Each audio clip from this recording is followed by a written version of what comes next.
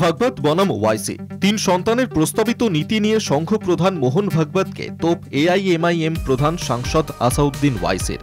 মিম সাংসদ প্রশ্ন তুলেছেন, ভারতীয় মহিলাদের ওপর 3 সন্তানের বোঝা কেন চাপাতে চাইছেন মোহন ভাগবত? এটা সংঘের দ্বিচারিতা ছাড়া কিছুই নয়। মানুষের ব্যক্তি জীবনে প্রবেশ করার আপনি কে? ভারতীয় মহিলাদের জীবন নিয়ে নিজস্ব পরিকল্পনা রয়েছে, তাদের উপর কেন 3 সন্তানের বোঝা চাপানো হচ্ছে? কেনই বা দেশের জনসংখ্যা বৃদ্ধির জন্য এতদিন মুসলিমদের দায়ী করা হতো? এটা সংঘের দ্বিচারিতা ছাড়া কিছুই নয়। দেশের জনসংখ্যার হার ঠিক রাখতে সব ভারতীয় দম্পতির ভাবা উচিত 3 সন্তান নেওয়ার কথা।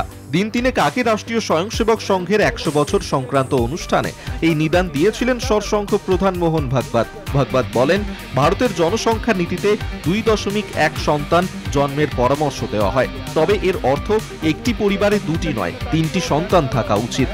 জনসংখ্যা দেশের সম্পদ, তাই জনসংখ্যার হার যাতে না কমে তা দেখা প্রতিটি নাগরিকদের কর্তব্য। অধিকাংশ বিরোধী দলই ভাগবত এই নিদানের বিরোধিতা করেছে, তবে সংঘ প্রধানের বিরুদ্ধে সুর সপ্তমে চড়ালেন ওয়াইসি।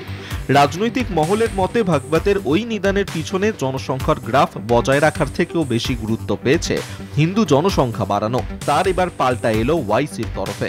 কলকাতা টিভি।